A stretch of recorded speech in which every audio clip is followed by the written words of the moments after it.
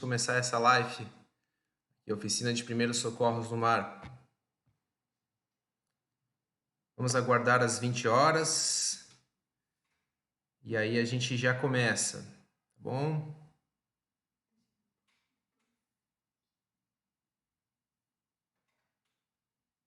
Estamos aqui com 69, 72 espectadores, ótimo. Valeu, Marcelo. Pessoal aí de São Paulo, tô vendo aqui de Porto Alegre, Santa Rosa, Rio Grande do Sul. Bacana, que legal. Fico muito feliz. Escuta perfeita, Paulo, muito obrigado. Então tá, então a gente vai começar, já deu 20 horas, eu acho que é o momento aí. Se chegar atrasado, depois continua aí, pega a sequência. Pessoal, muito boa noite, meu nome é João Locatelli, sou médico anestesista, tá bom? Só uma breve introdução aqui, eu sou formado aqui pela Universidade Federal de Santa Catarina, 2011, 2012 eu servi o Exército, foi no 4º Batalhão de Aviação. 2013 a 2016 eu fiz residência em anestesia aqui mesmo na cidade. Desde então eu sou médico anestesista aqui na cidade de Florianópolis. Quem não conhece Florianópolis, recomendo muito. Eu sou muito apaixonado por essa ilha aqui. Na verdade, estamos fazendo agora a 3ª oficina de primeiros socorros no mar. É a 3ª vez que a gente tá passando aqui o conhecimento com relação a esse assunto tão importante. Eu queria agradecer novamente a Vessal, que é uma associação que eu faço parte, que é a Associação de Vela e Conservação Ambiental da Ilha de Santa Catarina. É um grupo de amigos e a gente divulga muito conhecimento, a gente troca muito conhecimento. É um clima muito bacana e muito legal. Tenho muito orgulho de fazer parte dessa associação, tá bom? Queria também agradecer a Catimar pela divulgação, a meu Catarina Náutica, o Beto, nosso apoiador sempre, ao veleiro Fernando Charlie, que também ajudou na divulgação, e todo mundo que ajudou na divulgação, ok? Como eu falei, essa daqui é a 3ª oficina de primeiros socorros no mar. A primeira foi feita em 2018 e a segunda em 2019, ambas presenciais, e essa daqui é a 3ª que teve um novo formato. Essa 3ª oficina, bem, a gente teve que se reinventar, né? E a gente tem uma abrangência muito maior. Mas como 2019, que a gente começou às 8 da manhã e foi parar depois do meio-dia, essa daqui, infelizmente, a gente não vai conseguir, né? Eu estou tentando limitar o tempo em 1 hora, vai ser uma abordagem breve, superficial. E as pessoas me perguntam, né? Eu tenho o sonho de morar a bordo, eu tenho o sonho de fazer a volta ao mundo, o que eu tenho que saber sobre primeiros socorros no mar? Essa é uma grande questão que até eu não me sinto bem preparado, imagina, né? Para desbravar os 7 mares. Mas é que é uma questão de educação continuada. Você vai ter que fazer cursos, vai ter que fazer oficinas, e aos pouquinhos você vai ganhando habilidade e também ganhando segurança para levar sua família a bordo, né? E essa é uma oficina tanto para navegação costeira quanto para navegação oceânica, travessias e demais que forem fazer, né? Eu acho que todo sonho ele tem alguns passos, né? O sonho, depois vem o planejamento, que você coloca datas, depois vem a preparação, que é o que a gente está fazendo aqui, depois tem a obsessão e por último nós temos a realização do sonho. Então, quem está nesse caminho aí, bem, dou os parabéns por estar aqui, 8 horas da noite, e estamos aqui com 95 pessoas. Ótimo. Valeu, Ítalo, pessoal, Adriana, Bruno. Bem, pessoal, vamos começar então a apresentação. O objetivo dessa aula, então, é fazer com que os comandantes e tripulantes tenham conhecimento básico e, em alguns casos, avançado para realizar esse atendimento de um paciente ou um tripulante que venha sofrer algum acidente, alguma enfermidade. Não só isso, não só identificar e realizar um atendimento básico, mas reconhecer a gravidade, né? Para quê? Para estabelecer uma comunicação segura, rápida e eficaz com a Terra.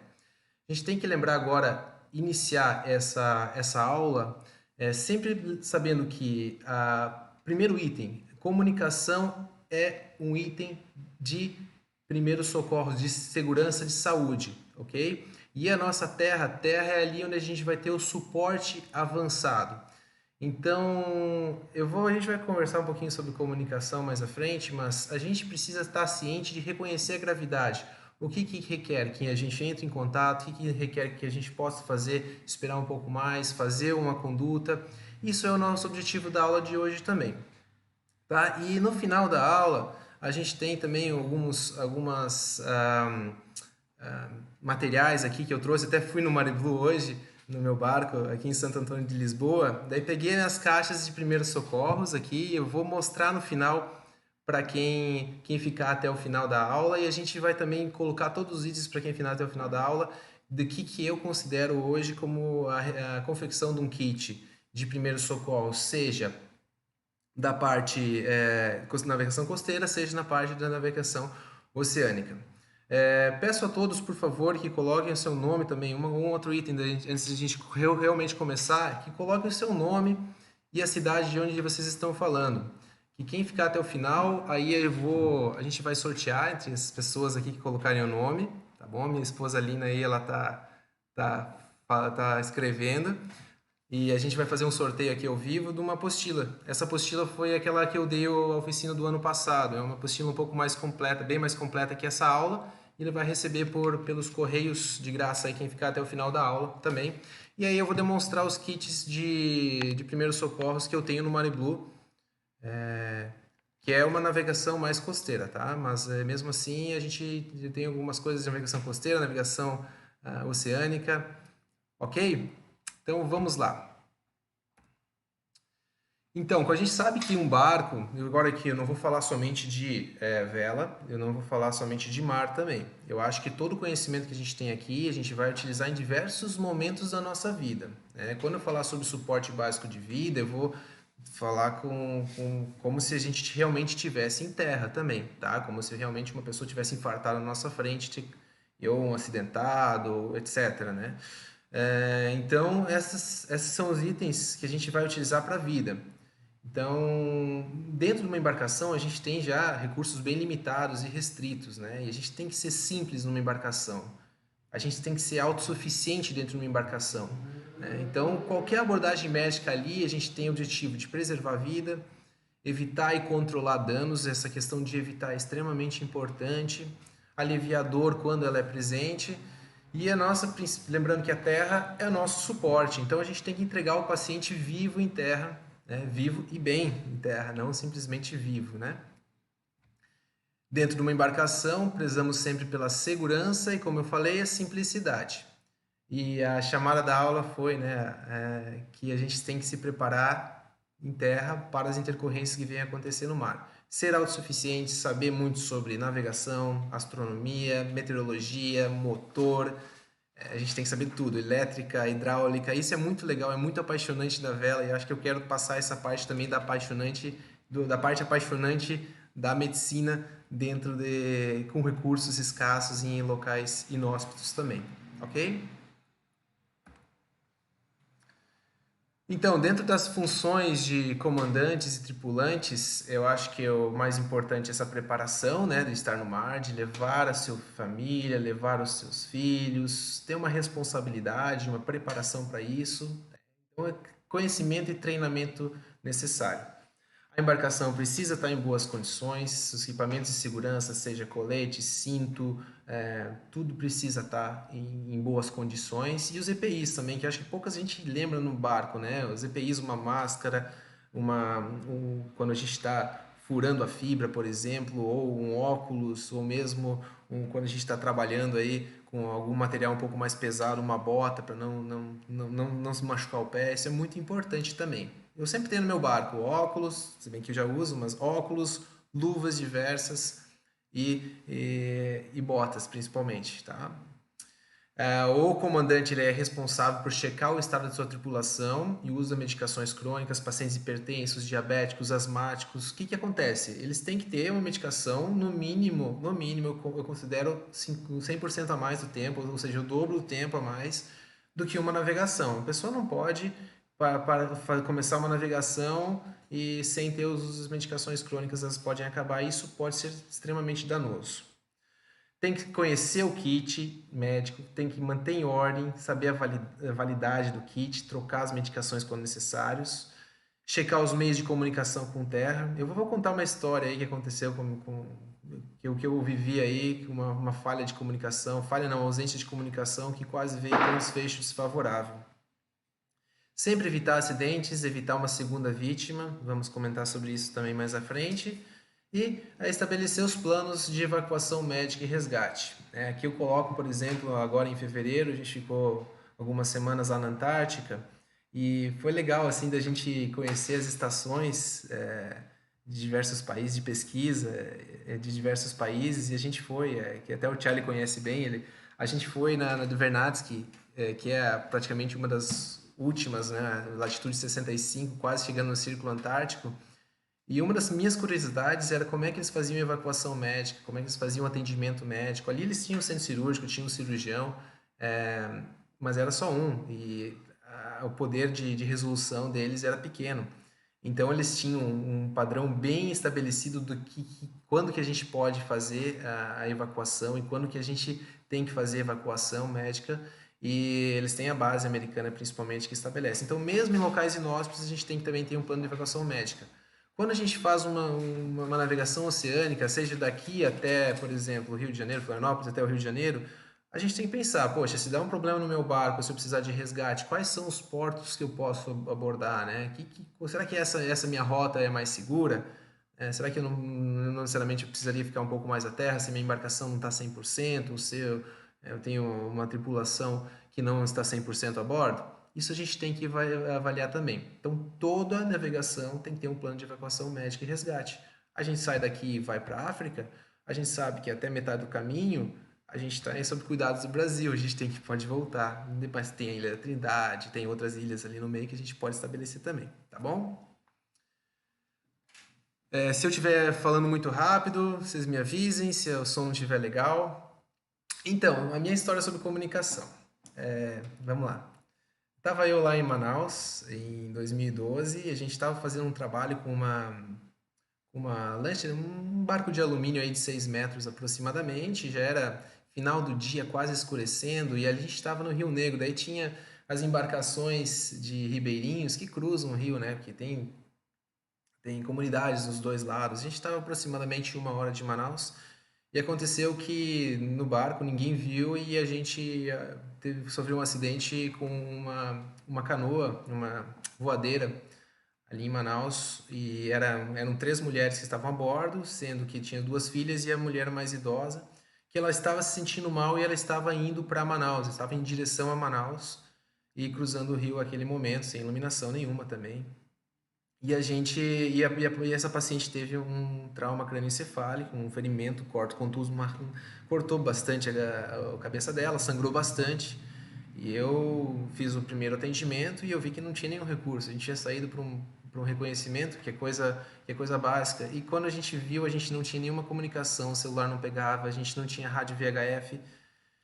E o que aconteceu? A gente ficou 1 hora praticamente navegando com ela, eu estabilizando ela, não tinha muito o que fazer, né? E quando a gente chegou em terra, a gente não tinha ninguém nos esperando, não tinha ambulância, não tinha hospital, era um local mais inóspito, mais afastado, a gente teve que pegar um táxi para ir para um hospital. Bem, nesse caso, se a gente tivesse tido uma comunicação com terra, seja mesmo um rádio VHF, né? Naquela região a gente tem bastante cobertura, né? Já que o telefone a gente não tem. A gente poderia ter estabelecido uma comunicação e a ambulância poderia estar nos esperando quando a gente chegasse ali naquele momento. O atendimento teria sido com certeza superior.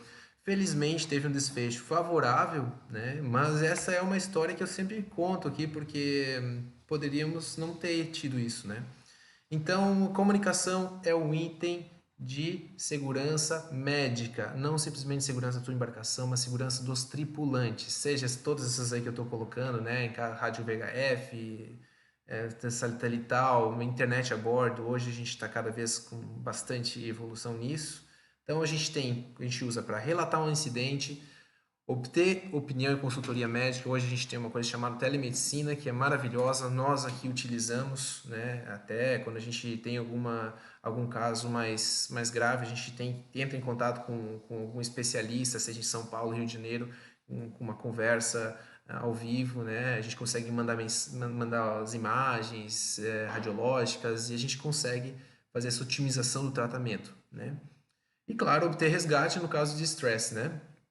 Então a gente tem que reconhecer a situação, é urgência, é emergência, posso esperar, gravidade do acidentado, do acidente e do acidentado, perfeito? Aqui alguns itens então que a gente utiliza como comunicação, tá? O Iridium Go, que é esse aparelhinho aqui, é uma maravilha que a gente em breve vai ter disponível. Acredito em várias embarcações, a gente consegue rotear a internet e fazer videochamadas, né, com médicos e com qualquer outra, com familiares, etc, né? Lembrando que o EPIRB ele não é um sistema bom de resgate, de pedido de resgate médico, né? Por isso ele não consegue transmitir informação, ele simplesmente transmite informação que você está precisando de um resgate. Então a gente pede o resgate e depois vai chegar, geralmente o SAR, Search and Rescue, né? O time de Search and Rescue já são preparados para isso, mas mesmo assim eles são pegos desprevenidos. Por exemplo, um paciente infartou e parou na nossa frente, como a gente vai, entrou em parada cardiorrespiratória, começamos a reanimar. Se a gente tiver somente o EPIRB, a chance dele retornar é muito pequena, porque naquele momento a gente precisa de um cardiodesfibrilador, né? Ou um cardioversor, um DEA, um desfibrilador externo automático. Se a gente não tem isso, essa informação, o pessoal vai chegar com um helicóptero e dificilmente eles vão ter um DEA num helicóptero ou mesmo numa embarcação, tá? Então, é um item que eu precisava falar, também muito importante, mas não é o crucial, tá bom? Gosto muito de falar também do mapa de risco. Hoje eu estava ali na Marina Santo Antônio. Deixa eu ver aqui como é que estão. Tá tudo certo, né? Todo mundo ouvindo, tá ótimo. Eu estava na Marina Santo Antônio, eu perguntei para o Cid. O pessoal deve conhecer o Cid, pelo menos aqui da região, né? E aí, Cid, qual é que é o local a bordo que você acha que tem mais acidentes? Ele falou, não, deve ser aí próximo do cockpit ou talvez a plataforma de polpa. Ele não falou que deveria ser falado e eu também não sabia disso antes de estudar, né? Os dois locais que a gente tem maior risco dentro de uma embarcação de acidentes graves, não estou falando daquela topada ali, aquela equimose que a gente fez ali tropeçando na embarcação. A gente está falando de acidentes mais graves, né? Seria a casa de máquina e a cozinha. Esses dois itens têm que ser muito importantes, principalmente a cozinha, né? Em uma navegação, líquidos quentes, né? Então a gente cozinha e sala de máquina são os dois itens que a gente tem que estar com a orelha em pé antes de fazer um planejamento aí, um cuidado, tá? Esse daí é o meu barco, tá? Por sinal, tá bom? É um Velamar 32 aí, um abraço pro pessoal do Velamar, do grupo do Velamar. Perfeito, pessoal. Vamos começar então propriamente dito, então na nossa abordagem aqui, tá? Primeiro, nós vamos falar rapidamente, itens rápidos aqui, ninguém vai ficar até meia-noite aqui conversando, tá? A gente vai falar sobre identificação do acidente e do acidentado, depois abordagem inicial para qualquer acidente. O que a gente faz quando tem sangramento, quando tem queimadura, afogamento, hipotermia, fraturas, luxações, doenças agudas, aí diversas, intoxicações, acidentes com animais peçonhentos, engasgos, alergias, reações anafiláticas, náuseas e vômitos. Depois a gente vai só dar uma pincelada como é que a gente deve fazer um cuidado com as feridas, os ferimentos e o guia do curativo, falando um pouquinho sobre evacuação médica. E por último, eu vou demonstrar então como o meu kit de primeiros socorros que eu tenho no Marine Blue. E eu vou disponibilizar para as pessoas que querem tirar foto, os itens que são importantes a gente ter a bordo, pelo menos que eu recomendo ter a bordo, tanto na navegação costeira como na navegação oceânica, ok? Então, inicialmente chegamos em um local onde temos um acidente, né? Poxa, seja na marina, seja na nossa embarcação. Primeira coisa, avalie o entorno, os possíveis perigos, evitar uma segunda vítima. Estamos no meio de uma tempestade e o nosso colega, o nosso tripulante, recebeu uma retrancada na cabeça, está desacordado na proa. O que a gente faz? A gente tem que avaliar primeiro se é seguro a gente ir para lá. E a gente, como é que a gente faz isso? Nós colocamos o cinto de segurança, vemos se todo o nosso percurso vai estar livre, tanto na ida quanto na volta, o que eu vou chegar lá, vou ver como é que eu vou resgatar essa vítima. Né? A mesma coisa com o Man Overboard. Quando o paciente tem um Man Overboard, a gente não pode, na verdade, entrar em desespero e se tornar uma segunda vítima. Tá?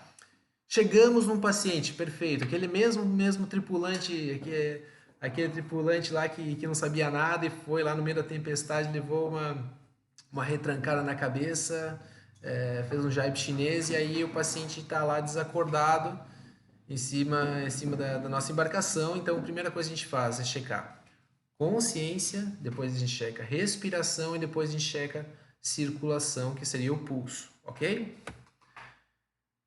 Vamos lá, paciente, primeiro item, paciente responde aos chamados, está lúcido, orientado, contactuante, conversando, mexendo membros ativamente. A princípio a gente não tem uma emergência, ok? Se o paciente não responde, a gente tem que checar se ele está respirando. E como que a gente checa se ele está respirando? Se ele tem principalmente a saída de ar aqui, você pode até colocar a mão próximo da boca e do nariz, ou mesmo observar o tórax. Porém, tem um item muito importante aqui. Mesmo com o tórax expandindo na inspiração e na expiração, pode ser que o paciente não esteja respirando, ou seja, não tenha ar saindo. Então, a gente vai desobstruir a via aérea. Esse é o primeiro grande ensinamento que eu gostaria que vocês tivessem aqui nessa aula. Se o paciente não respira, mesmo desobstruído a via aérea, a gente vai checar o pulso. E eu recomendo fazer isso em grandes artérias. Quais são as grandes artérias? Geralmente a artéria carótida ou artéria femoral. Artéria braquial, artéria radial, que é essa daqui que o pessoal gosta de checar, geralmente em pacientes graves a gente não utiliza. A gente vai direto numa artéria grande, tá? A artéria carótida você vai palpando a traqueia, chega aqui no final, cerca de meio a 1 centímetro já deve estar o início da carótida. Você levemente pode dar uma pressionada e você sentir o seu pulso, tá bom? E a artéria femoral é entre a crista ilíaca superior e o pubis. O que é isso? É entre o ossinho aqui mais em cima do teu quadril até próximo da sua virilha, do seu pubis aqui mesmo, né? Então, dentro dessa localização, você deve checar o pulso da artéria femoral. Não responde chamados, não respira, desobstruímos a via aérea, ou a gente inicia o nosso suporte básico de vida. Isso em todos os itens, não somente numa embarcação, se o paciente encontrar um paciente na rua, ok? Antes de iniciar o suporte básico de vida e explicar o que ele significa, a gente vai explicar o que é essa desobstrução da via aérea, né? O paciente tem ainda movimentos respiratórios, mas o ar não consegue entrar nem sair. Então, o que a gente vai fazer? Esse movimento aqui, de hiperextensão da cabeça. O paciente está deitado, claro. Hiperextensão da cabeça e elevação do queixo, tá? Isso geralmente vai conseguir desobstruir a via aérea do paciente, tá? Lembrando que se a gente não tem suspeita de um trauma na coluna cervical ou no pescoço, a gente não vai hiperestender, porque isso pode piorar a lesão cervical. A gente vai simplesmente fazer a elevação do queixo, tá bom? Então vamos para um videozinho explicativo aqui. Deixa eu só tirar o áudio. E aqui que é a desobstrução da via aérea. Aqui, ó, nós temos um paciente respirando normalmente, obstruiu a via aérea, caiu a língua, caiu toda a orofaringe e o paciente não consegue respirar. O que a gente vai fazer? Fazer uma hiperextensão da cabeça e uma elevação do mento, elevação do queixo. Isso faz com que a gente desobstrua essa via aérea do paciente. Tá bom? Perfeito, pessoal. Vocês estão com alguma dúvida por enquanto? Vocês podem até escrever as dúvidas ali no nosso chat. No final, se a gente tiver tempo, a gente vai conseguir responder algumas, pelo menos, né? Estamos com 168 espectadores. Pessoal que chegou mais tarde, coloque seu nome, coloque a cidade, porque no final a gente vai sortear uma apostila aqui, tá bom? A gente vai mandar uma apostila para vocês, aqui dos primeiros socorros do ano passado, aqui, a oficina que eu fiz aqui em Florianópolis. Vamos lá, pessoal, suporte básico de vida. O que ele é? É uma sequência que a gente tem que memorizar de atendimento a um paciente que não tem consciência, que não tem respiração e que não tem circulação. Primeiro item, a gente tem que checar a nossa segurança. Vamos dar um exemplo que a gente presenciou um acidente na BR, um atropelamento, e o paciente está lá deitado no meio da pista. O que a gente tem que fazer? Temos que inicialmente prezar pela nossa segurança e a segurança da nossa tripulação, tá bom? Segundo item, a gente chama ajuda. A gente vai se dirigir a um porto mais próximo, né? Começar o contato médico, identificar o que está acontecendo, identificar o contato médico e entregar o leme para uma pessoa experiente, né? Quando a gente não identifica, quando o paciente não respira, não tem consciência, não respira, não tem circulação, a gente já pode entrar em contato médico e já falar, ó, tem um paciente que não está respirando, não está consciente, não tem pulso, e aí a pessoa que está no outro lado, ela já vai saber do que está se tratando, tá bom? A gente inicia, então, quando a gente percebe que não tem pulso, não tem respiração e não tem circulação, a gente começa a fazer a massagem cardíaca na frequência de 100 compressões por minuto. O local certo é aqui, ó, nessa curvatura que a gente tem aqui no início das costelas, a gente se chama processo tifoide. 2 dedos acima, a gente vai colocar a nossa palma da mão, aqui nessa região mais na nossa base, na nossa mão, e a gente vai fazer a compressão de frequência de 100 por minuto. 30 compressões a gente faz, a gente vai fazer 2 ventilações. Essas ventilações, elas ultimamente estão proscritas em pessoas que a gente não conhece, em pessoas que estão vomitando sangue, tá? Então a gente continua fazendo as 100 compressões por minuto. Passou 2 minutos, a gente vai checar o pulso novamente e ver se voltou.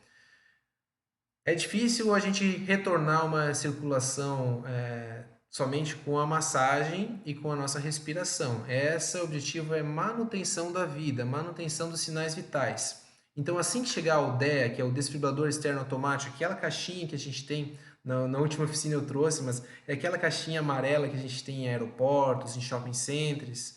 Então, quando chegar aquela caixinha ali, que é praticamente escola as pás, e deixa ela falar. Ela falou assim: afastes o paciente, analisando o ritmo chocável. Ela vai dar o choque no paciente, vai desfibrilar o paciente ou cardioverter, né? Então, assim que chegar, a gente já usa, tá bom? Enquanto a gente está fazendo a massagem, a gente vai ter que tentar entender o que aconteceu com o paciente. Se ele está hipotérmico, nós vamos aquecer. Se está sangrando, a gente vai comprimir, levantar membros inferiores. E aí a lista segue. É muito difícil a gente saber tudo que a gente tem que fazer, mas eu quero nos próximos slides deixar algumas dicas aí, tá bom? Tem algo ali para mim, por favor? Vamos lá, vamos falar sobre sangramento. O sangramento, ele pode ser sangramento arterial, que é aquele sangramento que jorra sangue, que o sangue está jorrando do ferimento. O sangramento venoso, que é aquele sangramento contínuo, mas volumoso também. E o sangramento capilar, que não nos preocupa, tá bom? Essa é a primeira identificação de qualquer ferimento que a gente vai ter. A gente bate o olho e a gente já sabe se é arterial, venoso ou capilar. E o segundo item é o sangramento externo ou interno, né? O sangramento externo é aquele sangramento que a gente viu antes, arterial, venoso, capilar. Qual que é a nossa conduta inicial? Fazer uma compressão externa com um tecido limpo. Então, isso que a gente tem que colocar na cabeça. Compressão externa com tecido limpo. No mínimo 2 a 5 minutos, tá? O ideal é que seja 5 minutos, principalmente se for arterial, a gente demora mais. E depois que a gente controlou o sangramento, a gente vai fazer alguns itens, né? A limpeza do local com anestesia, com água, sabão, iodo, povidona, ok? Então, essa é a nossa primeira questão da questão do sangramento externo. Já o sangramento interno é aquele tripulante, aquele proeiro que foi lá na frente e daí o pau de Spinnaker bateu bem no meio do abdômen dele. Veio lá longe, cambou ou, na verdade, deu um jaibô e veio aquele pau de Spinnaker bem no meio do abdômen dele. O abdômen começou a ficar mais rígido, globoso, né? A gente tem que suspeitar de sangramento interno. Assim, da mesma forma que a gente tem a fratura de ossos longos, e aí eu falo principalmente de fêmur, tíbia, fíbula, úmero, rádio, una, tá? Esses são os ossos longos que podem ter um sangramento mais volumoso. Quando o trauma é na cavidade torácica, no tórax mesmo, geralmente a manifestação não é rigidez, sim a falta de ar. Então, sempre que você identificar alguns desses sintomas, aumento da cavidade abdominal, rigidez abdominal, fratura de ossos longos, trauma de tórax com falta de ar, a gente tem que entrar em contato médico imediato e se dirigir a um porto. Lembrando que o sangramento interno pode ser intracraniano também quando a gente tem uma lesão intracraniana e daí o sintoma é principalmente perda de consciência, ok? Mas pode também ter anisocoria. O que é isso? É uma pupila maior do que a outra, isso é uma coisa que a gente tem que notar. O paciente pode ficar confuso, tudo isso, entrar em contato médico imediato e se dirigir a um porto. O que a gente faz quando a gente tem aquela ferramenta, aquela chave de fenda que caiu, que a gente estava martelando alguma coisa, ou aquele prego que a gente estava martelando e transfixou, né? A gente geralmente não retira, principalmente se tiver local com grandes artérias, tá? Porque se a gente tirar, pode ser que esse ferimento, como a gente está vendo aqui em cima, pode estar tamponando uma artéria e a gente inicia um sangramento mais vultuoso, tá bom? A gente tira a sujeira do ferimento só quando o sangramento está controlado, tá? Então a gente comprime, vê se não está sangrando e aí sim a gente vai fazer a limpeza do ferimento. Como que a gente faz isso? Aí na oficina do ano passado a gente conseguiu fazer, quando é presencial, a gente anestesia local, faz uma limpeza vigorosa com escovinha desgermante, com clorexidina, e aí depois a gente faz o curativo, tá ok? Tá tudo certo aí, pessoal? Tá tudo certo, né? Tá tranquilo. E aí, agora tem o grande questionamento, né?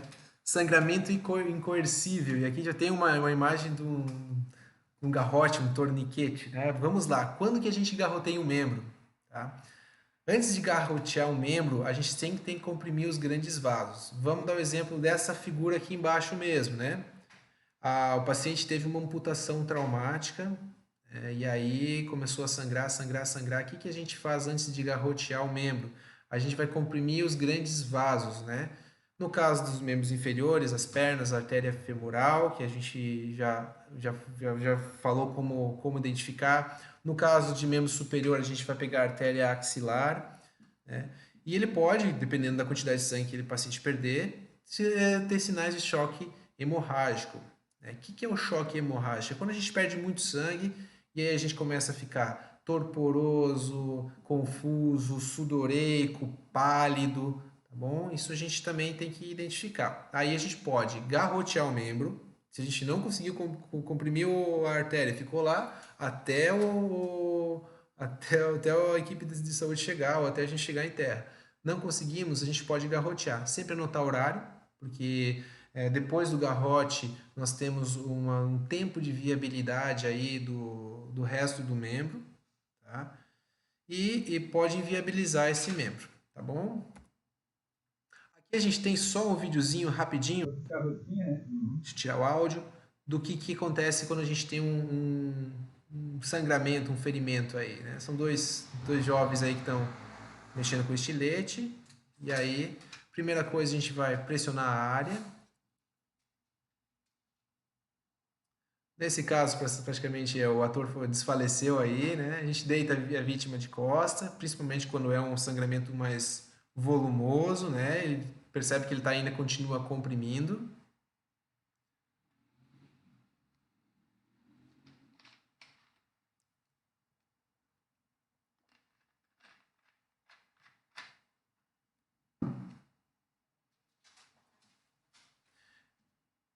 E aí continua comprimindo, né? Ele deve. Bem, se o paciente está desfalecido ali, ele poderia também chamar ajuda, né? Acho que essa é uma questão bem importante. Ali, ó, alertar os serviços de emergência é o próximo item. Aquecer o paciente, cobrir a vítima, né? Principalmente quando for um sangramento mais volumoso. E é isso aí. Pressionar, deitar a vítima de costas, alertar o serviço de emergência e cobrir a vítima. Então, como eu falei para vocês já anteriormente, eu vou agilizar aqui nossos slides. Quando a gente tem muita perda de sangue bastante importante, o paciente entra em um estado chamado choque hemorrágico, que ele tem pressão baixa, sudorese, aumento da frequência cardíaca, taquicardia, palidez, e o paciente começa a ficar torporoso, confuso, Tá? Então, o que que acontece? A gente tem que tentar controlar o máximo possível esse sangramento, né? Então, compressão externa ou, no pior das hipóteses, a gente pode usar sim o garrote, tá bom? A gente leva os membros inferiores se o trauma não for nos membros inferiores. E aí, uma coisa que a gente aprende na oficina avançada é como a gente pegar um acesso venoso periférico e iniciar uma hidratação endovenosa vigorosa. Tá? Todos esses itens, qualquer sintoma desse, o paciente está com baixa pressão, taquicárdico, a gente tem que entrar em contato médico imediato e se dirigir a um porto, e por isso que a comunicação é tão importante. E vocês vão ver que tem vários itens em que entrar em contato médico imediato e se dirigir a um porto é extremamente importante. Bem, então as queimaduras, né? Acho que quem nunca, né? Queimadura solar, então, ela não tem uma repercussão muito grave, né? Geralmente a conduta é resfriar o paciente, hidratar. E analgésicos simples, né? Uma dipirona, um paracetamol, geralmente é suficiente caso seja necessário, né? E os produtos têm que ser adequados, a gente não usa receitas caseiras, tá? Pasta de dente, alguma outra coisa que não é bom, pode irritar ainda mais a pele, tá bom? Mas as queimaduras podem ser mais intensas, né? Como a queimadura por fogo, que a primeira conduta é retirar o paciente da fumaça, a gente começar a fazer o atendimento enquanto o paciente tem fumaça, e o paciente está inconsciente, não respira, não tem circulação, a gente começa o suporte básico de vida. Lembrando, compressões de 100 por minuto e respirações a cada 30 compressões, 2 respirações, tá bom? Lembrando que a gente tem que chamar ajuda antes, por quê? Porque se a gente não tiver alguém vindo, a gente vai ficar massageando para sempre, o paciente vai ter um desfecho desfavorável. Então a gente tem que remover as roupas que estão queimadas, né? Esse grudado a gente não remove. Em segundo momento a gente vai utilizar óleo mineral, glicerina líquida. Tá? A gente tem que lavar com água doce corrente e evitar que os curativos, principalmente, que possam grudar na pele, né? Então eu sempre recomendo ter sulfadiazina de prata em travessias oceânicas, né? E a gente também tem o plástico filme, que é uma coisa que a gente tem disponível geralmente a bordo, né? Principalmente quem mora a bordo. Se tiver uma dor intensa, controlar com analgésicos fortes, ok? E se infecção de pele, se a gente perceber que esse nosso curativo continua bastante vermelho, principalmente as bordas da lesão, eu vou mostrar umas fotos aqui, podem ser um pouco chocantes, tá? Eu já peço desculpas a todos, mas se tiver uma vermelhidão, se tiver um pus, ou se o paciente tiver febre, febre quer dizer, às vezes a gente não tem termômetro, mas se o paciente tem sudorese, taquicardia, mal-estar, a gente já tem que começar um antibiótico. Se a gente tiver 48 horas, mais do que 48 horas longe de da Terra, tá? Principalmente 48 horas. Eu falo sempre, quer fazer navegação oceânica, leve antibiótico. Navegação costeira, não precisa. A gente pode tratar em terra com antibiótico adequado. Lembrando que o paciente que perde a camada da pele, ele vai evaporar muito mais frequente, né? Porque dos objetivos das funções da pele é reter água, reter calor, então ele pode ter hipotermia e pode ter hipovolemia, tá bom? Então hidratar bem esse paciente e a gente tem que aquecer esse paciente. Queimaduras elas eram e continuam sendo divididos em primeiro, segundo e terceiro grau. Essa daqui, na parte inferior aqui de baixo, nós temos uma queimadura de terceiro grau, tá? Aqui nós temos o tecido já subcutâneo já praticamente acometido, tá bom? É uma coisa que dói bastante. A de terceiro grau, ela pode até não doer, tá bom? Porque já quando tem uma queimadura muito profunda, pode ser que a lesão dos nervos da pele, né, dos terminais nervosos, seja destruída. Então, a queimadura de terceiro grau pode não doer. Isso é preocupante, ok? Afogamento e hipotermia. Por que eu coloquei esses dois itens juntos? Porque geralmente o paciente que se afoga, ele fica hipotérmico. Claro, quanto maior a latitude, mais o risco de hipotermia, né? Então, sempre que a gente resgatar um tripulante no mar, a gente tem que primeiro estar atento a outros traumas. Pô, o que aconteceu? Será que o paciente bateu a cabeça, a retranca bateu na cabeça dele, ele caiu no mar? Então, temos que também estar ciente por que o paciente caiu no mar, né? Quanto mais tempo ficar na água, mais hipotermia. Hipotermia leva inconsciência, quanto mais alta for a latitude, tá bom? E esse paciente hipotérmico, esse paciente afogado, ele pode sim ter uma reanimação tardia. Então, vamos dar um exemplo. O paciente infartou ali na nossa frente, a gente tem cerca de 10 minutos até chegar ao resgate, 15 no máximo até chegar ao resgate. Mas, se o paciente está afogado, né, a gente pode continuar a reanimação cardiopulmonar, a massagem e a ventilação, né, seja por máscara ou seja boca a boca, que a gente vai ter sempre, né, quando o paciente cai na água, da reanimação cardiopulmonar, do suporte básico de vida, e a gente já aquece ele, tá bom? Então essa é um item importante aí para a gente lembrar. Nunca criamos uma segunda vítima, seja de man overboard ou mesmo num afogamento, tá? A suporte básico de vida, se lembra que a gente tinha começado lá com a frequência de 100 por minuto na compressão torácica? Nesse caso, especificamente nesse caso, a gente vai iniciar pela ventilação boca a boca. Bem, João, o paciente está... Poxa, aconteceu comigo, na verdade, ali em Bombinhas. Eu tinha me formado dia 22 de dezembro de 2011, dia 24 eu fui passar o Natal com a família ali e o paciente tinha sido afogado, estava em parada cardiorrespiratória, não tinha consciência, não tinha respiração, não tinha pulso. E, bem, a gente não conhecia o paciente, né? A gente começou a massagear e quando a gente pensou em fazer a ventilação boca a boca, apesar de não ter sido recomendado, o paciente começou a vomitar sangue, vomitar água, né? Claro, com sangue também. Então, isso já contraindica a exposição nossa a fazer essa ventilação boca a boca. Claro que se tiver um familiar ou uma pessoa que a gente conhece, a gente está autorizado a fazer isso daí, tá bom? Regurgitou, coloca a vítima de lado, reinicia a suporte básico de vida. Aquecimento é importantíssimo, tá? Como eu falei para vocês, afogamento e hipotermia tem que estar juntos na nossa cabeça. Travou um pouquinho?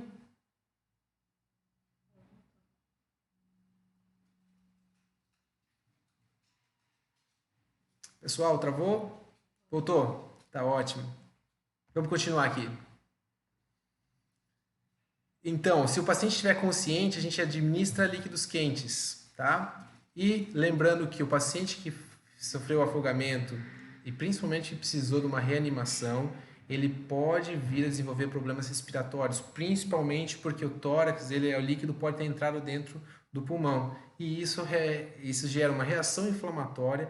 Então, poxa, o paciente se afogou. Não, eu estou bem, vamos continuar. E a gente está se afastando da costa. Não, vamos voltar. Se afogou, tardiamente a gente pode ter algum problema respiratório, principalmente pela reação inflamatória que a água salgada gera nos pulmões, tá bom? Entrar em contato médico imediato e se dirigir a um porto mais próximo. Fraturas e luxações. Tá pesada essa aula, né? Mas vamos lá, já passamos da metade. E lembrando que a gente vai ter no final, então, o sorteio aqui da nossa apostila.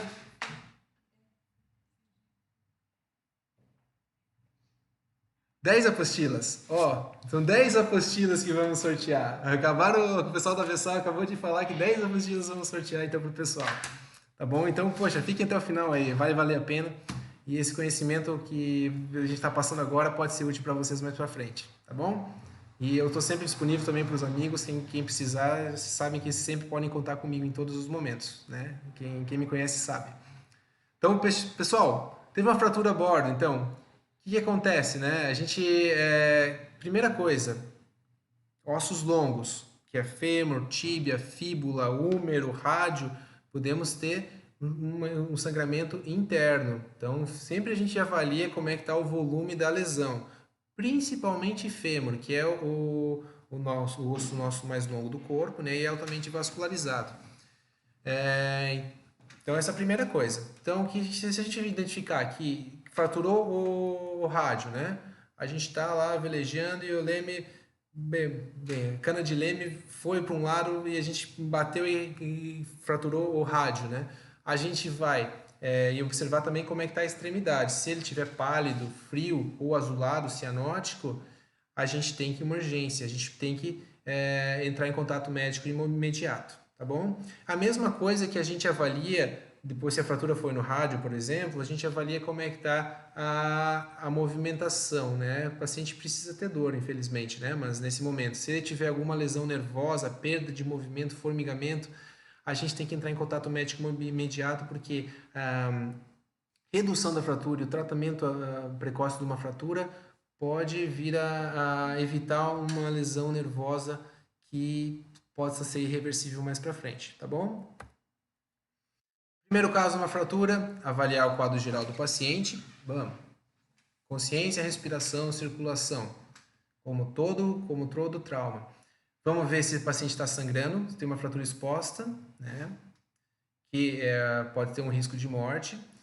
Se nós estamos numa travessia longa, principalmente navegação oceânica, a gente vai tentar gentilmente alinhar a fratura, se o paciente permitir, tá? E quando a gente alinha a fratura, ou mesmo desalinhada, nós imobilizamos com material rígido. Infelizmente não tem como a gente demonstrar aqui, tá bom? E se tiver dor, a gente vai tratar ela e elevar o membro também para diminuir o edema, diminuir o inchaço que pode vir a causar essa dor, tá bom? Aviso a todos que os próximos slides são um pouco chocantes, eu acho que o pessoal até gosta, né? Mas eu falei com o Serginho hoje, que é meu grande amigo da Vessal, ele falou assim, poxa, não bota essa imagem, mas eu fiz questão, porque tem que ser chocante mesmo para o pessoal prestar atenção. Temos material osso visível, deformidade na pele, a gente pode ter uma fratura exposta, tá? Então, o que a gente tem que fazer? A fratura exposta ela é altamente infectante. A gente tem que evitar a contaminação, evitar a manipulação do local. Se não está sangrando, nós temos que fazer uma limpeza vigorosa com clorexidina, iodo, povidona, iodo, né? E cobrir a lesão com uma compressa estéril. E a imobilização do membro. Claro que nós temos que entrar em contato com terra e pedir socorro, né? E a analgesia tem que ser boa para o paciente tolerar isso daí, que é uma coisa que dói bastante. E aí nós temos uma fratura, peço perdão a todos, como eu falei, uma fratura fechada, que a gente chama, né, que é no lado esquerdo aqui, e uma fratura exposta no lado direito. Vamos passar rápido, porque senão o pessoal vai me bater aqui. Tá bom? Então, vamos para contusões e entorses, as coisas mais frequentes a bordo. Vamos lá, a gente sempre tem que estar calçado a bordo, mas vamos dar um exemplo, né? A gente está relaxado lá, um dia de sol, na Baía de Ilha Grande, né? O ibuprofeno, a nimesulina, diclofenaco, são todos anti-inflamatórios leves que a gente pode utilizar e também tem os anti-inflamatórios um pouco mais pesados. E o repouso e imobilização. De modo geral, é isso que qualquer ortopedista vai fazer quando a gente não tem uma fratura, quando tem uma contusão, um entorse, e principalmente em locais que não tem um diagnóstico maior, não tem uma radiografia, não tem um ultrassom para a gente identificar se a gente teve alguma lesão nervosa, se a gente teve uma lesão tendínea ou se a gente teve uma lesão óssea mesmo. Tá ok? Vou falar um pouquinho sobre doenças agudas. O que são as doenças agudas? São acometimentos gerais que podem acontecer durante a nossa travessia, né? Vamos dar um exemplo que a gente cortou a pele, fizemos um cortezinho lá na cozinha e a gente está com uma infecção de pele, como eu falei, secreção purulenta, hiperemia, vermelhidão, dor local, pode apresentar febre, a gente tem que fazer a limpeza local, fazer um curativo e se estiver pus, se tiver febre, a gente vai ter que começar um antibiótico de preferência endovenoso, tá? É algo que pode vir a desenvolver rapidamente, é uma infecção que pode vir a desenvolver rapidamente. Mesma coisa, uma amidalite, ou uma pneumonia, ou uma gastroenterite, tomou uma água que não estava muito legal, ou infecção urinária, né? A gente tem que ver quais são os sinais de gravidade, né? Febre sempre é um sinal de gravidade das infecções. No caso da amidalite, uma placa purulenta. No caso de um pulmão, uma falta de ar. No caso do trato gastrointestinal, pus, sangue nas fezes. E uma dor mais importante é a urinária, que corre para cima, principalmente, porque já começa a se tornar uma pielonefrite, não uma infecção urinária leve, a gente tem que iniciar o antibiótico, tá? Cefaleia pode ser tensional, enxaqueca, insolação ou mesmo trauma. Daí depende da causa para a gente tratar. Uma crise hipertensiva, se o paciente está hipertenso, bem, na navegação costeira, para mim não há necessidade de ter um esfigmomanômetro se o paciente não for hipertenso, se não tiver ninguém hipertenso a bordo. Mas se tiver um hipertenso a bordo e a gente estiver fazendo uma navegação oceânica e o paciente tiver dor no peito ou falta de ar, aí é sinal de infarto. Então a gente tem que entrar em contato médico imediato e se dirigir a um porto. Tá bom? Dor abdominal é algo de difícil diagnóstico, de saber se é uma coisa grave ou se não é alguma coisa grave. Geralmente trauma com dor abdominal ou tensão abdominal, a gente sabe que pode ter uma hemorragia, né? Se o paciente tiver um abdômen rígido ou doloroso, ou a gente chama dor à descompressão abdominal, quando a gente aperta aqui o abdômen e a gente solta, e o paciente tem mais dor no soltar, isso pode ser um sinal de apendicite ou de peritonite de modo geral, né? Pode ser uma diverticulite, pode ser qualquer outra coisa intraabdominal. Nesse caso, iniciamos antibiótico profilaxia, antibiótico terapia, desculpa, o quanto antes e entramos em contato médico imediato. Se tiver qualquer sintoma de AVC ou perda de motora, de força, a primeira coisa que a gente tem que fazer é entrar em contato médico no imediato e se dirigir a um porto, ok? Intoxicação. Intoxicação pode ser pela pele, pode ser pela inalação e ingestão. Então, por inalação, a gente afasta a vítima da exposição. Se tiver uma embarcação grande, né, vamos dar um exemplo, o cara está fazendo um cruzeiro, a gente tem que ofertar oxigênio, avalia os sintomas do paciente também, né? E, se necessário, a gente inicia o suporte básico de vida. O que é o suporte básico de vida? Lembrando, checar a sua segurança por primeiro lugar, né? Evitar a segunda vítima. Segundo, chamar ajuda. Terceiro, verificar consciência, respiração, circulação. E quarto, iniciar as compressões torácicas com a nossa respiração, boca a boca ou por máscara, tá bom? Ingestão inadvertida, a gente não induz vômito, a gente evita induzir o vômito, né? Principalmente se for um material corrosivo. Laxante também não é indicado. A gente tem hoje uma recomendação de navegação oceânica, é o carvão ativado a bordo, tá bom? Que daí a gente pode utilizar como se fosse um neutralizante, um quelante dessas toxinas. Sintomas como rebaixamento de consciência, o paciente muito sudoreico, a gente tem que entrar em contato médico imediato. E contato na pele com produtos químicos, né? A gente tem que lavar principalmente abundantemente com água. Essa, na maioria das vezes, é a conduta mais indicada e a conduta mais correta e é principalmente muito parecido com uma queimadura. Claro que tem produtos químicos que podem ser muito mais danosos, principalmente os corrosivos, né? Aí a gente tem que entrar em contato médico imediato. Vamos falar naquela ilha, né, que a gente desceu e a gente está lá curtindo a ilha e a gente tem um acidente, né, um acidente com uma cobra, com um escorpião, né? Lembrando que esse acidente com cobra e escorpião, soro antiofídico e antiscorpiônico, né? Ele não tem como a gente ter a bordo. Já vou antecipando a todos, isso é uma pergunta que as pessoas me fazem, a gente não tem como ter a bordo porque é difícil obtenção e armazenamento. Tem uma temperatura ideal, é muito difícil. Então a gente não garroteia o membro também nunca, tá? A gente sempre tem que entrar em contato médico imediato e se dirigir o mais precocemente para um porto, né? Os insetos, assim, agora a gente subiu um pouquinho, né? A gente pode ter uma reação alérgica. Na filagem a gente vai falar logo em seguida. Lembrando que mordedura de inseto a gente tem que tratar como se fosse um corte normal, tá? Então a gente tem que fazer a limpeza da pele com clorexidine, ok? E observar se não vai ter uma infecção de pele secundária. O que é isso? Hiperemia, se o paciente tem pus ali no local. E a gente tem que acompanhar a lesão. E é muito legal a gente ter esse telefone a bordo sempre, né? É um telefone do Centro de Informações Toxicológicas. Ele é localizado aqui em Florianópolis, mas ele atende o Brasil inteiro. É um 0800 que qualquer acidente ofídico, acidente escorpiônico, ou lesão por insetos, ou lonômia, que é aquela lagarta, ou mesmo uma intoxicação, uma ingestão inadvertida de alguma coisa. Poxa, minha filha ingeriu shampoo, né? Ela tem 2 anos de idade e foi lá e tomou um frasco de shampoo. Liga para o CIT. O CIT é aqui perto de casa, é esse telefone aí. É muito importante a gente ter esse telefone. E eu já utilizei, e assim como muita gente do Brasil inteiro utiliza. Tá bom? Vamos lá para o engasgo.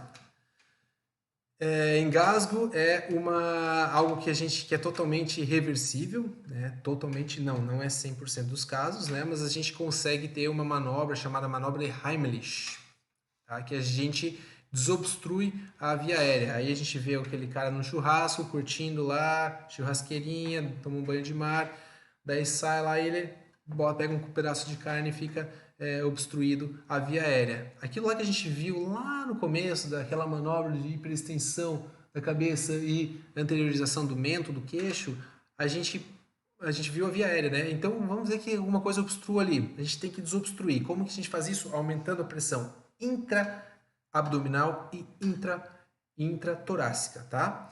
Eu vou passar um vídeo aqui, enquanto isso eu vou falar. Eu acho que é. Bem, eu vou deixar o áudio aqui.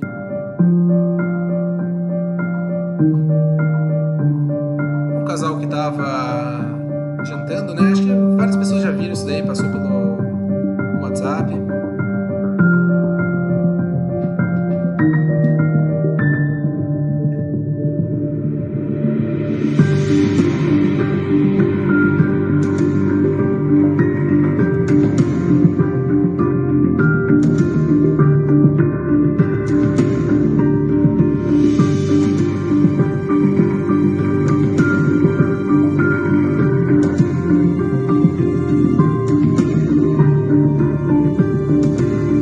O paciente continua ali com obstrução, né? Vou só colocar um pouquinho mais pra frente, né? A garçonete aqui. E aí começa aqui, ó. Que essa aqui é a manobra de Heimlich, né? Daí o gerente aí da loja ele faz a manobra de Heimlich, né? Ele vai aumentar a pressão intragástrica e intratorácica até o paciente desobstruir a via aérea. Tá? Deu 90 segundos essa obstrução, então estava quase para o paciente entrar em parada cardiorrespiratória, tá? Então, a próxima sequência, se não desobstruísse, o paciente ia perder a consciência, cair no chão, não ia respirar e a sequência seria não ter circulação, a gente teria que iniciar a massagem cardiorrespiratória. Alergias e reações anafiláticas. Pessoal, não tá tão no fim. Quer dizer, tá bem no fim, na verdade, né? Desculpa. Tá bem no fim. Vamos seguindo que não vai demorar muito não, tá? Reação alérgica, reação anafilática. A gente pode se desenvolver por alguma coisa que a gente já conhece, como por exemplo abelha, pólen ou amendoim, tá? E pode ter reação cutânea, que é uma coisa autolimitada, a gente percebe que o paciente está vermelho, que tem coceiras, placas elevadas, ou a gente tem uma reação anafilática, uma reação sistêmica, que aí já começa identificada como falta de ar, né, por sibilo, chiado no peito ou obstrução, o paciente não consegue respirar. E daí ele começa com sudorese, falta de suor, rebaixamento do nível de consciência e queda da pressão arterial. Então são essas duas coisas que podem acontecer. A reação anafilática é algo que é totalmente reversível e altamente eficaz uma medicação. O tratamento é sempre adrenalina intramuscular numa reação anafilática. Quando nós temos reações cutâneas leves, alérgicas, a gente pode tratar com pomada, com antihistamínicos, né, corticosteroides. E aí no final eu vou dar o exemplo deles, claro, né, que a gente vai dar a lista aqui de todas as medicações que a gente recomenda ter a bordo. E a adrenalina é uma delas, seja na navegação costeira, seja na navegação oceânica, pois ela salva vidas. Lembrando que uma vez que o paciente teve uma reação anafilática, ele pode, depois que a adrenalina passar o efeito, ele pode ter outra reação anafilática. Então a gente tem que entrar em contato médico imediato. E é interessante que quando tem uma reação anafilática, a resposta é rápida e daqui a pouco a adrenalina é feita e logo o paciente sai da reação anafilática, mas ele pode voltar, tá bom? Esses aqui são sintomas, né, iniciais que a gente chama, né? Que é o rush cutâneo, que é o edema periorbital, edema de lábios, né? E quando o paciente começa a ter esse edema de lábio e bota essa mãozinha aqui no pescoço, já é o momento em que a gente tem que estar aspirando adrenalina, tá bom? Que é o paciente já está com alguma falta de ar, como se tivesse alguma coisa obstruindo a via aérea dele. Principal intercorrência a bordo, todo mundo me pergunta dos meus amigos, poxa, que a gente chama na medicina de cinetose, né? O que a gente faz? Falei, cara, eu vou te falar, cada pessoa tem uma receita. Eu acho que muitas receitas funcionam. O que não funciona para mim pode não funcionar para minha esposa, como pode não funcionar para o meu amigo. Então, de modo geral, a gente tem que evitar o álcool, alimentos pesados, né? Sempre, quando a gente está enjoado, a gente pode e deve ingerir um pouquinho de água. A gente não pode desidratar, que isso pode piorar a cinetose. A gente tem que sempre se alimentar de maneira fracionada, geralmente líquidos gelados, evitar mexer em produtos químicos, né? Cozinhar, manter o olhar no horizonte, ou se manter ocupado também, assumir o leme ou fazer alguma outra coisa a bordo que não exija, que não seja coisas pequenas, tá? E tem o tratamento medicamentoso, né? Na minha viagem para a Antártica agora eu enjoo bastante a bordo, tá? Eu utilizei todas essas medicações e juntas, para ter uma ideia. O Dramin, o Nalzedron e até o Plasil também é uma medicação que a gente recomenda ter a bordo, tá? Para mim funciona muito bem o Nalzedron, ou Tanzetrona, né? E o Dramin também funciona, só que dá muito sono, principalmente para quem está no leme não pode, quer dizer, no meu caso não pode, né? Para algumas pessoas não dá muito sono. Então eu recomendo sempre se conhecer. Náuseas e vômitos a bordo tem que se conhecer. Vamos lá. O paciente teve um ferimento, né? Um ferimento corto-contuso, que a gente chama, que é um corte normal. Estava lá cozinhando, foi cortar a cebola e cortou a mão, como a gente pode ver aqui na caricatura abaixo, né? A gente tem que cuidar desse ferimento, independente do tamanho, né? E depois que a gente cuidar desse ferimento, a gente vai acompanhar diariamente a evolução da lesão, com troca de curativos e ficar esperto com relação aos sinais de infecção da ferida, tá? Como que a gente faz essa limpeza do ferimento?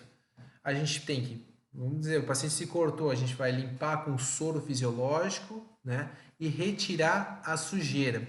Porém, se o paciente tiver muita dor, a gente pode fazer uma anestesia local com lidocaína nas bordas da lesão, tá? A gente injeta lidocaína 1% ou a 2%, né, na borda da lesão. Se ainda persistir sujeira, a gente tem que usar uma escovinha degermante com iodo, povidona ou clorexidine. Essa daqui é uma escovinha que é bem bacana de se ter a bordo, tá?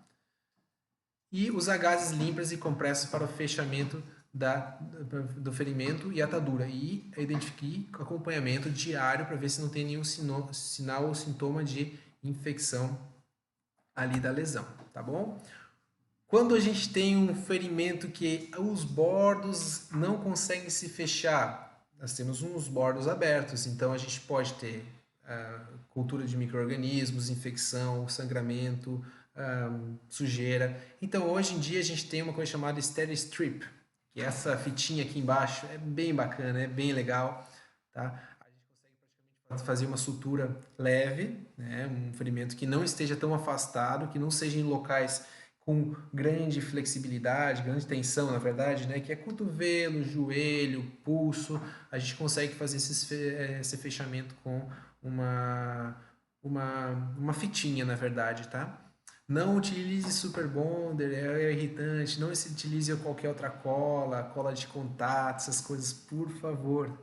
É, a gente pode fazer algumas gambiarras em outros momentos, mas aqui nesse momento não é. Tá? Aí a sutura, que a gente vai fazer uma oficina para quem quiser ficar no final, depois do sorteio, tá? Para quem já quem quiser no final, eu vou mostrar um videozinho de como fazer uma sutura. Então vamos lá rapidinho sobre o ferimento. O cara tá mexendo na bicicleta, né? E aí teve um ferimento, né? O que a gente vai fazer então? Teve um corte, ferimento corto-contuso, como a gente fala. Vamos lavar bem as mãos nesse caso, né? Higienizar bem. Se ele tivesse soro fisiológico, a gente podia lavar com soro fisiológico.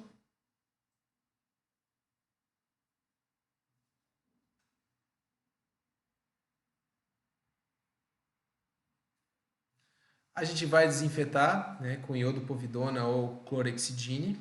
O clorexidine é o mertiolate, para quem não sabe. Antigamente o mertiolate tinha outros componentes, né, principalmente mercúrio, mas hoje o mertiolate que você compra na farmácia é clorexidine pura. Então, quem for comprar na farmácia mertiolate, recomendo pedir o genérico, que é a mesma coisa, tá bom?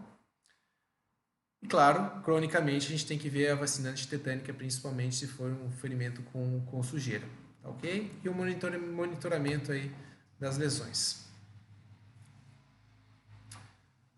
A evacuação médica, retorno, item de comunicação, telefone 185, salva-mar da Marina. A gente reconhece a situação antes de chamar, tá? De modo geral, exceto se o paciente estiver em parada cardiorrespiratória, não responde a comandos, está inconsciente, não respira e não tem pulso. Aí a gente já tem que ligar de modo urgente, né?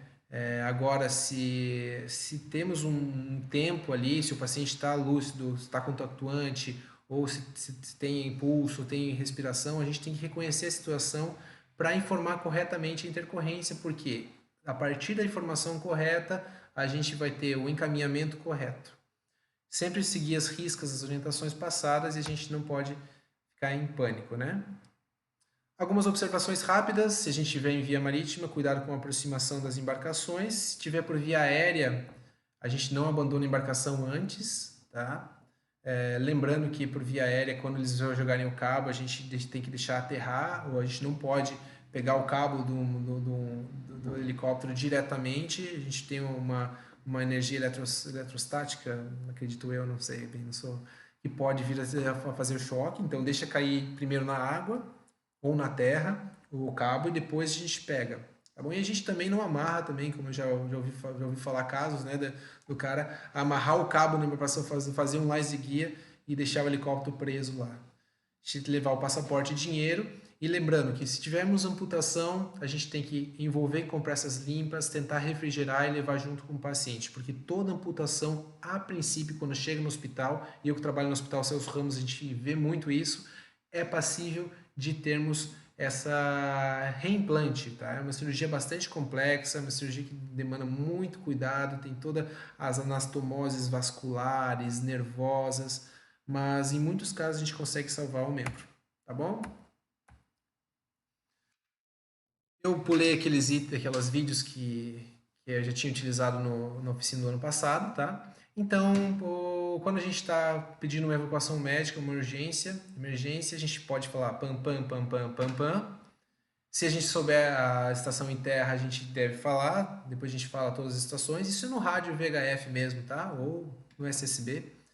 Aqui é o veleiro Mareblu, nós estamos em 3 pessoas a bordo, a posição é tal, nós estamos no través da ilha de Ratones Pequeno. Gostaria de resgate médico, porque tem um paciente do sexo feminino, Lina, que tem 30 anos, que caiu do mastro. Ela estava pendurada no mastro, caiu do mastro há aproximadamente 5 minutos, e a paciente está inconsciente.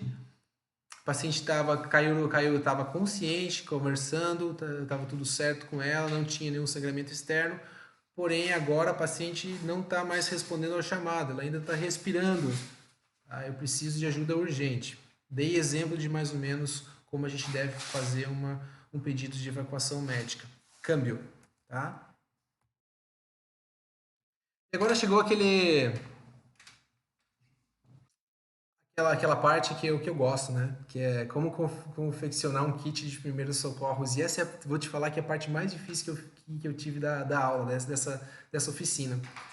Então, a gente checa o estado de saúde de todos os integrantes, né? Essas coisas. Checar os kits de primeiros socorros, checar os perigos, as linhas de vida, as EPIs, os itens de comunicação, né? E sempre ter um conhecimento médico e reciclagem frequente. Vamos lá. Eu vou colocar o meu rosto aqui agora em todo, porque eu quero explicar como que é o meu kit de primeiros socorros, tá bom? No meu veleiro Mareblu, aqui em Santo Antônio de Lisboa.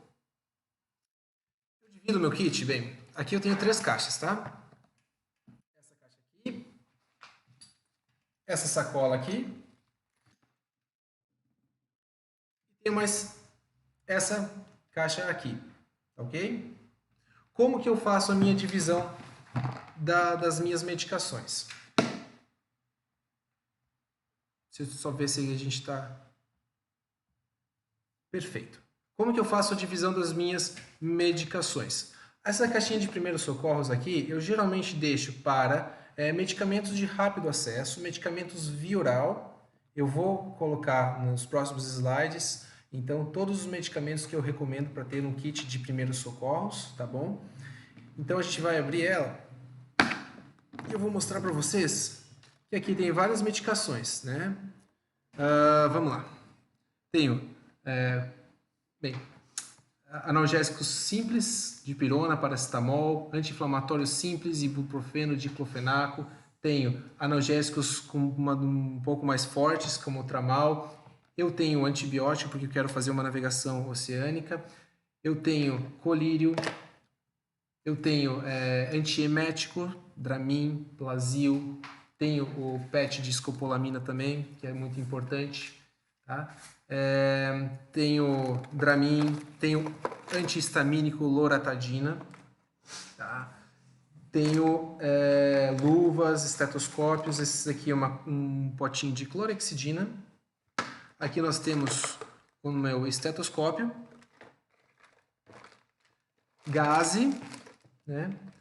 E aqui eu já tenho um material também, nessa parte aqui eu tenho já um material da segunda caixa, que não coube, por isso que eu coloquei aqui. Mas é um material já de anestesia local para fazer sutura, tá?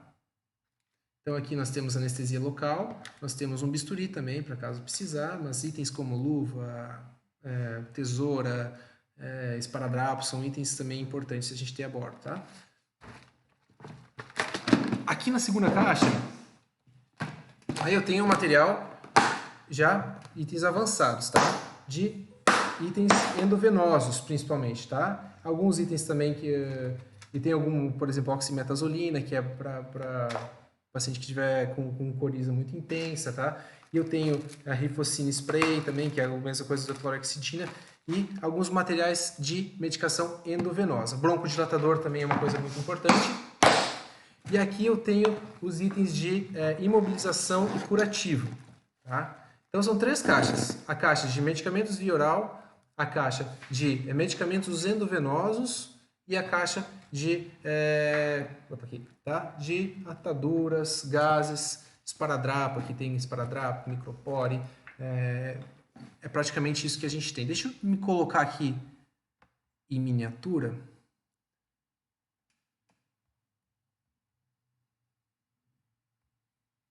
Perfeito. Então, o que eu não tenho aqui? Eu não tenho material de suporte ventilatório e reanimação. A princípio, eu vou fazer só navegação costeira, tá bom? Então vamos lá para os itens. Agora eu vou dar uns 10 segundos aqui para quem quiser tirar foto, tá? Esses são os itens diversos de medicações itens diversos para a gente ter a bordo, né? Termômetro, tesoura, escova de germante, soro, compressa, gaze. Fique à vontade para tirar uma fotinho aí, quem quiser. No lado esquerdo nós temos navegação costeira, no lado direito nós temos a navegação oceânica, tá bem? Agora nós temos os medicamentos tópicos, né? Aqueles que não são injetáveis nem por via oral, colírio, hipogloss, pomada de corticoide, pomada antifúngica e algum colírio antibiótico, navegação oceânica, sulfadiazina de prata para queimadura, né? Aqui o medicamento via oral, aquela primeira caixa que eu mostrei para vocês tem tudo isso, tá?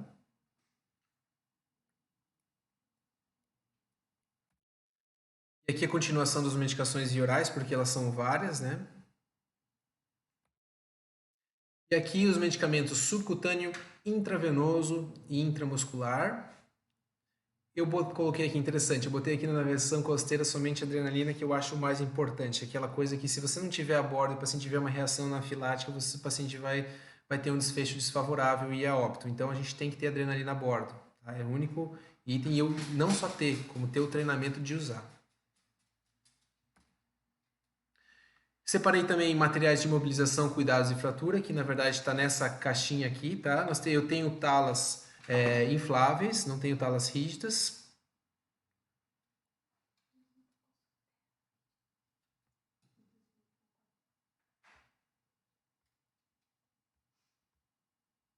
Será que o pessoal viu todo? Conseguiu tirar foto de tudo ali antes?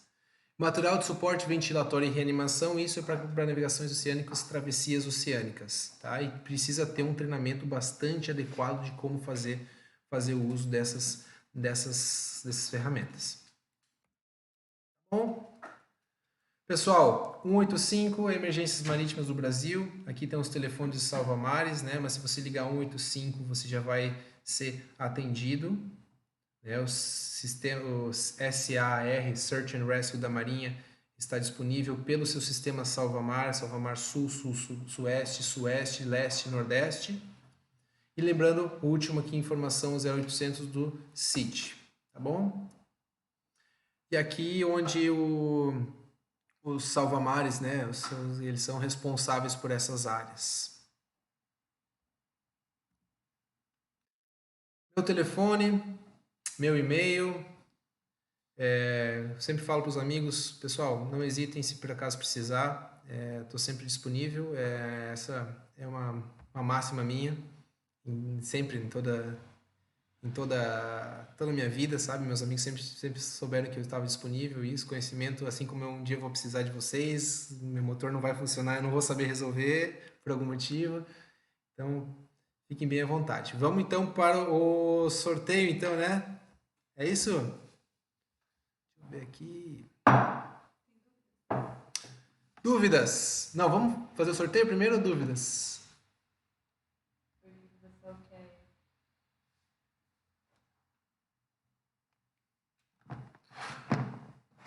Qual antibiótico o veleiro Passargada? Vamos lá.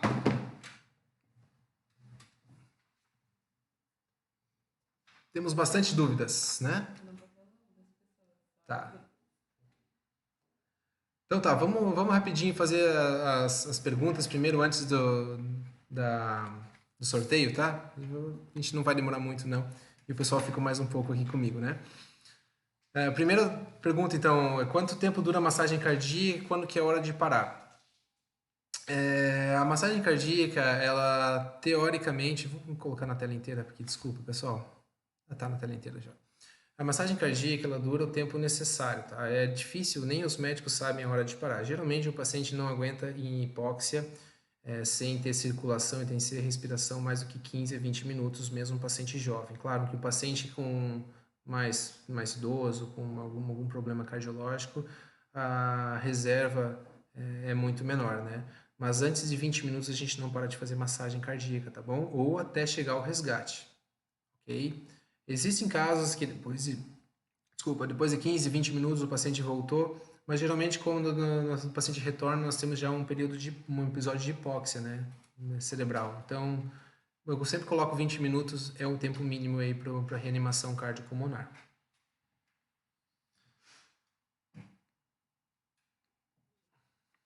No caso do vídeo de sangramento com perda de consciência, não seria o caso de erguer o membro ferido? Sim, é possível erguer o membro ferido, tá? Porque você vai diminuir a pressão e diminuir o caso de sangramento, sim. Isso é uma conduta que pode ser adotada. O problema é que você vai ter que erguer e continuar comprimindo, tá bom? Isso é muito importante. Não pode deixar de comprimir, isso é o mais importante nesse caso. No mínimo, eu falei 2 a 5 minutos, que é o que está no livro, mas eu sempre coloco como 5 minutos, tá? O garrote gangrena o membro em quanto tempo? A gente utiliza o garrote no centro cirúrgico 2 horas com segurança. Então, até 2 horas você, teoricamente, não tem nenhuma isquemia do membro e você não vai perder o membro. A partir de 2 horas, a gente tem um decréscimo bastante grande e rápido da evolução da isquemia, né? Então a gente geralmente deixa 2 horas, que é o tempo máximo aí de garrote. E se mesmo após fazer pressão o sangramento continuar, né, e em uma realidade que não tem socorro, se o sangramento não, se você comprimiu, fez a compressão e o sangramento não continuou, a gente tem que comprimir os grandes vasos. Se forem membros superiores, vamos tentar identificar onde é que está a artéria axilar, aqui embaixo mesmo. A gente comprime essa artéria axilar com a mão para tentar controlar o sangramento, não fazer com que o sangue chegue aí à extremidade. E você vai ficar comprimido até não poder mais, até chegar ao resgate. Num treinamento mais avançado, o que a gente pode fazer? Nós podemos pegar e fazer pontos, né? Os pontos como é que o pessoal chama? São os pontos de hemostasia, tá? Se por acaso o paciente estiver sangrando um sangramento arterial e a gente realmente se torna incoercível, a gente pode dar pontos super profundos na pele, pegar a pele, tentando pegar o vaso mesmo que está sangrando e fazer o ponto aí que vai comprimir, tá? Esse é um caso também que pode ocorrer e eu acho que fica mais um treinamento mais avançado aí dos primeiros socorros no mar. Ok? E por último caso, se a gente não tiver esse recurso, a gente faz uma compressão também das grandes artérias. Você tem alguma técnica específica para retirar uma pessoa inconsciente da água? Aí depende, né? A retirada da água, quando o paciente tem algum trauma cervical, e quando o paciente, eu nem falei aqui, mas é importante, quando o paciente tem algum trauma cervical ou tem algum trauma maior, que a gente tem, principalmente de neuroeixo, né, da coluna, a gente não sabe, a gente deixa o paciente imóvel, parado até chegar ao resgate, né? Por quê? Porque tem toda uma técnica, isso também vai no treinamento avançado de primeiros socorros, de como você colocar a maca, colocar o paciente em cima da maca, amarrar o paciente e transportar o paciente. É algo bastante delicado, tá? Requer mais pessoas. Na retirada do paciente da água, inconsciente da água, a gente tem que levar isso em consideração, tá bom? Lembrando, retirou o paciente da água, a gente tem a hipotermia e tem o afogamento que a gente tem que tratar concomitantemente. Voltou a explicar como se faz o garrote. Não, a gente. Bem, esse daí é o treinamento mais avançado de como se faz o garrote, tá? Tu pode fazer de diversas formas. Aquela imagem ela traduz bem como a gente faz um momento mais drástico, grave, né? A gente pega um tecido, geralmente um lençol. Porque acontece? O garrote, idealmente, não é para ter. Agora eu tô entrando num assunto um pouco mais delicado, mas o garrote não é para ter um ponto de compressão único, tá? Quanto mais vamos dar um exemplo de fazer um garrote no membro superior aqui. Quanto mais largo ele ficar, ele é melhor, tá? Então a gente pega um lençol, um pano, um tecido e a gente vai fazer torcer ele e a gente utiliza uma madeira ou algo para torcer ele, tá? Você pode fazer com cinto? Pode, mas geralmente ou com cabo? Pode. O que geralmente eu recomendo? Colocar um tecido antes para tentar difundir, porque quanto maior você faz esse garrote pequeno, maior o risco de lesão nervosa. Então, o paciente vai lá, vai amputar a mão, mas em compensação ele ficou com uma lesão nervosa que ele não consegue mexer o cotovelo. Então, assim, lembrar, o garrote ele tem que ser largo, tá? Quanto mais largo, melhor. Para quem tem alergia de pirona e paracetamol, usar o quê? Bem, geralmente os dipirona e paracetamol são analgésicos simples, que a gente chama, tá? A gente pode usar analgésicos moderados já, que a gente pode usar o tramadol, a codeína, ou mesmo partir direto para um anti-inflamatório que tem ação analgésica, que aí seria o ibuprofeno, a nimesulida ou o diclofenaco, que são os analgésicos simples também. Daí tem os analgésicos, que é o etodolaco, o cetorolaco, são analgésicos mais potentes. Não tendo remédio médico de imediato, qual o remédio emergencial para baixar a pressão? Essa é uma questão bastante interessante, né? Tem gente que fala que o paciente tem que urinar para baixar a pressão. Geralmente o repouso ele é o mais importante. Se a gente não tem remédio, né, imediato, a gente tem que tentar repousar, tirar o estresse do paciente, deitar ele, é, não dar nenhuma função para ele, deixar ele quieto, porque a pressão arterial ela é regulada principalmente por diversos hormônios dentro do corpo, né? Então, o paciente que já é hipertenso, ele tem que ter alguma medicação para controle pressórico. Eu recomendo que o seu paciente hipertenso entre em contato médico imediato, que talvez alguma coisa na sua caixa de primeiros socorros, né? Por exemplo, eu não coloquei aqui o antihipertensivo porque é como se fosse uma medicação única de um paciente, uma medicação prévia, né? Eu não falei nada, mas o paciente tem que fazer um check-up prévio, né? O paciente tem que entrar dentro da embarcação para fazer uma travessia já super compensado da parte odontológica, da parte cardiológica, da parte pulmonar. Então, eu recomendo sempre fazer um check-up prévio e levar suas próprias medicações, tá? Não existe nada que a gente possa fazer, nenhuma terapia que a gente possa fazer para baixar a pressão do paciente sem ter a medicação. Qual antibiótico amplo de quem é alérgico à amoxicilina, tá? Bem, se você é alérgico à amoxicilina, você provavelmente é alérgico a outras penicilinas, né? Então, geralmente a gente usa cefalosporinas, né? Ceftriaxona é uma delas, né? A gente pode utilizar ou a ciprofloxacina. A amoxicilina é um antibiótico de amplo espectro, que é utilizado para infecção de vias aéreas superiores, ou seja, amidalite, faringite, vias aéreas baixas, pneumonia, por exemplo, ou uma traqueobronquite, infecções do trato gastrointestinal ou infecções urinárias. Ela é uma medicação muito boa, né? Então a gente pode utilizar uma das medicações também que são um pouco mais fortes, que tem um espectro até mais amplo, só que ela tem mais efeitos colaterais, e a levofloxacina, ok? Também a levofloxacina pode ser utilizada. O que eu uso na caixa tá ali, tá no final ali naqueles itens. Ó, desculpa, eu não falei. Deixar na descrição do vídeo o que você usa na caixa. O que eu uso na caixa, na verdade, é aqueles itens praticamente, tá? Eu não tenho todos, tá? Porque os meus itens de navegação, a navegação que eu faço não é uma navegação oceânica ainda, a longo prazo, mas quando eu for fazer uma navegação oceânica mais longe, eu vou utilizar mais itens. Já pensou em ter um torniquete tático? Sim e não. O torniquete, para mim, ele é o último caso. Eu acredito que a gente sempre tem que pensar que a gente não pode usar alguma coisa, né? O torniquete, ele pode, ele é muito restrito, situações muito restritas em que o sangramento é incoercível e a gente tem que usar o torniquete, né?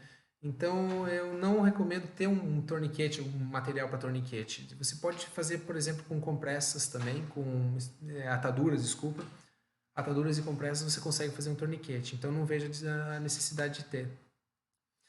Outra coisa interessante, não é aqui das perguntas, mas é que existem alguns itens hemostáticos, na verdade, que o pessoal utiliza, que são pozinhos que fazem com que o sangramento pare sem precisar compressão ou com a ajuda da compressão. Isso tem nos Estados Unidos, está sendo já vendido em loja, aqui no Brasil ainda não chegou, mas é bem bacana para quem está em situações mais agrestes, vamos dizer. Ok, pessoal? Vamos fazer o sorteio? Tem mais umas perguntas? Vamos lá, só ver aqui. Como remover o anzol e a felpa da pele? Aqui, perfeito. Aqui, ó. A minha esposa já colocou. Vi um canal onde o rapaz foi mordido por uma barracuda. Como conduzir lesão de mordedura de animais? Qual a diferença entre o cuidado de uma lesão comum? Lembrando que mordedura de animais, todos os outros, né, eles são potencialmente infectantes. Então a gente tem que fazer a limpeza vigorosa e o acompanhamento de 12 em 12 horas ou de 24 em 24 horas, tá? Sempre observando se também não ficou um dente de algum animal, por exemplo, dentro de alguma do peixe lá dentro também. A gente tem que realmente fuçar o ferimento para realmente não ver que não tem mais nada lá para não infeccionar, tá bom? Queimaduras de caravela e água-viva, muito bem. Existem aquelas coisas clássicas, né? A gente tem que neutralizar. A gente só não pode ter dois itens importantíssimos, né? A gente só não pode jogar água doce, porque senão a gente libera mais as toxinas que são colocadas. E geralmente a gente neutraliza com um ácido.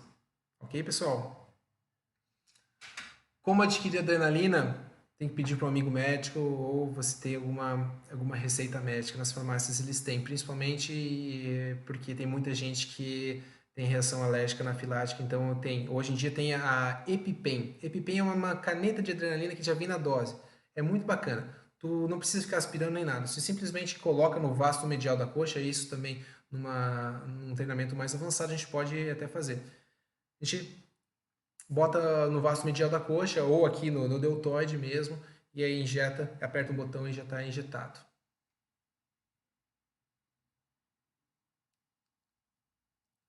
Depois de 2 horas eu irrigo o membro e volto com o garrote? Sim. Essa pessoa deve ter um conhecimento um pouco mais avançado, quem fez essa pergunta. Deu 2 horas, eu posso soltar o garrote e verificar se tem o sangramento e retornar se o sangramento se for necessário. Manguito de pressão para deter o sangramento em membros superiores? Sim, também posso utilizar caso não queira utilizar o garrote. Tá bom? Também pode utilizar caso seja necessário. E é possível adquirir a apostila? Se sim, onde e quanto? Tá? Agradeço pela pergunta. A gente vai sortear 10 apostilas agora. Então, quem tá ainda... Acho que a minha esposa colocou quantos nomes aqui? Não contou. Então, a gente vai fazer essa sorteio das 10 apostilas. Quer vir aqui? Vamos lá? Vem aqui. Aparece. Então tá. Vamos lá, os vencedores. Então, pode tirar o papel. Tira os 10 papéis. Tira os 10. Vai tirando e eu vou falando aqui, ó. Tá. Ó, aqui estão os papéis, tá? Os nomes e ela vai tirando.